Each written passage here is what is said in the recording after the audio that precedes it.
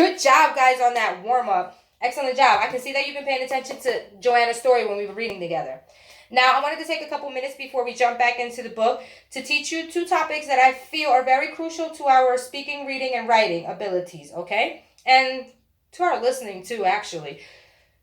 I tend to see a lot of us make this mistake where we don't use to because we don't know how to use to, and we don't use the gerund because we don't know how to use it, or when we use it, we confuse it with the present continuous. So we're also going to do a quick review on the present continuous only because it's important to give you the difference between the gerund and the present continuous. Now let's start off with the infinitive.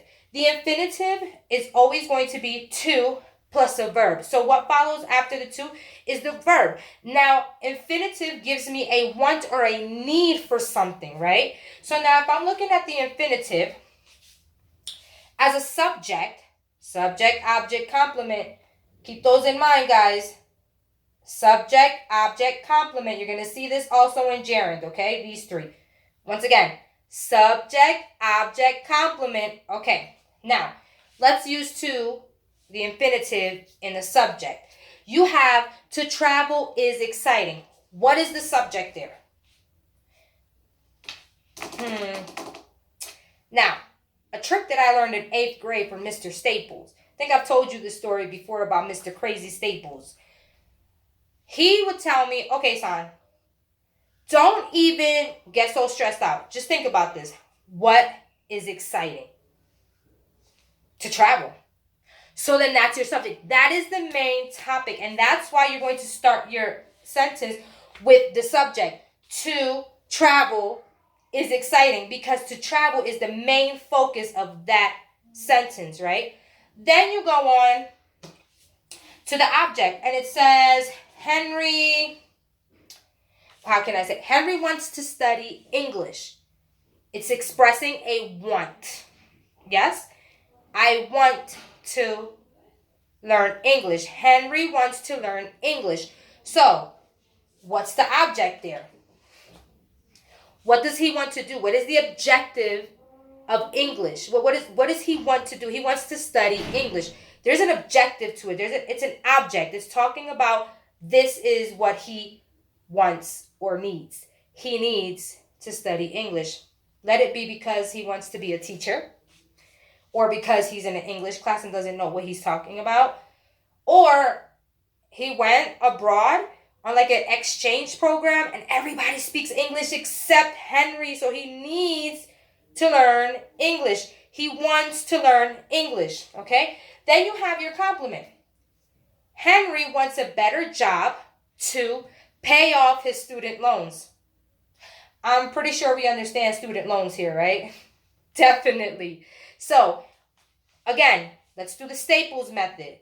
Why does he want a better job? How does this he wants a better job connect with the complement that I'm about to say? He wants a better job to do what? To pay off his student loan. So there's a want and there's a need that goes together. So the want is his better job. For what is the need? To pay off his student loan, right? Then you go up to gerunds. Gerunds, these are they're rather easy. Let's see if you find them easy. So you have your gerunds, which is your subject. What is it? Subject, object, complement, right? Right, okay, good job. You were paying attention again. So now, the easiest way for me to explain the gerund is an activity. Wait a second, teach. But isn't infinitive an activity? Yes, it is. But your complement, you're saying this is what I want and this is what I need, right? But your gerund is an activity that you like to do it. Oh, you love it. It just excites you, right? Now, let's look.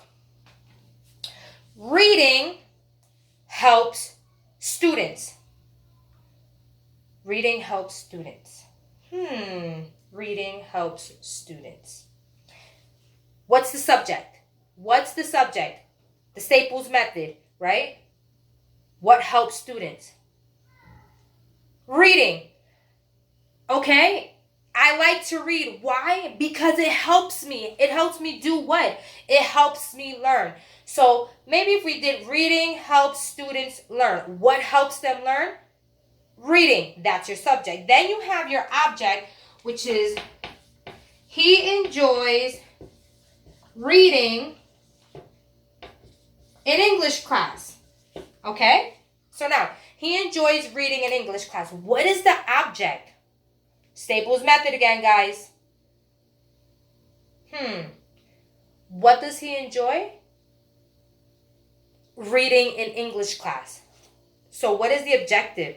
What is the object of the reason that he likes reading? Because he likes to do it where? In English class, right? Then you have your complement. Her hobbies include reading. This is the simplest one because obviously if it's your hobby, it's because it's something that really kind of turns your motor on, right? Yeah, I know. I like to motorboat. So it turns your motorboat.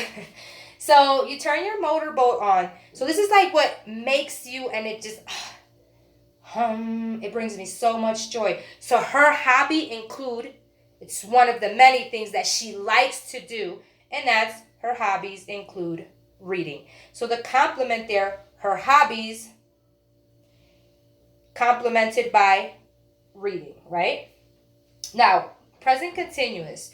Don't forget that present continuous is the subject, person, place, or thing, the verb to be, am, are, is, the verb, an ing, and whatever complement, whatever goes together, right? So I am teaching you infinitives and gerunds, right? I am teaching you infinitives and gerunds. It's an action that's happening right now, but it's about to close up. It's about to stop happening real soon. Opposed to gerunds. For example, let's look at her hobbies include reading. Do you think that at some point she's going to stop having that hobby? No, hobbies are something that you continuously do throughout your life because those are like the things that I said. Bring you peace and they bring you joy. They connect you to yourself. So when you're using a gerund, it's an activity. It's something that you like to do. It's something that you love. You strive to do this on a regular basis. Opposed to the present continuous that ends with the verb, and the verb ends in ing. Sorry about that. They're talking about an action that's happening right now, but it's about to stop. It's about to come to a close, right? So let's look at some examples before we move on to Joanna's story, okay, guys? So now let's look at infinitive. I like to teach. What is it that you like? I like to teach. I need to get out of here. What do you need to do? I need to get out. Now, wait, teacher, but I thought you said like and loves was for gerunds. Now, there's a difference. I'm telling you what I like to do. So I like to do the following. I like to, what do I like to do? Teach. You see? So it's a compliment. I'm telling you what I like. So it could be also like the little hobby thing. Now, your gerund is easy. Your gerund is saying, teaching makes me happy. What makes you happy? Teaching. Teaching is the focal point of the sentence because what do I like to do? What do I love? What passions me? What turns on my motorboat? To teaching. Teaching is what turns on my motorboat.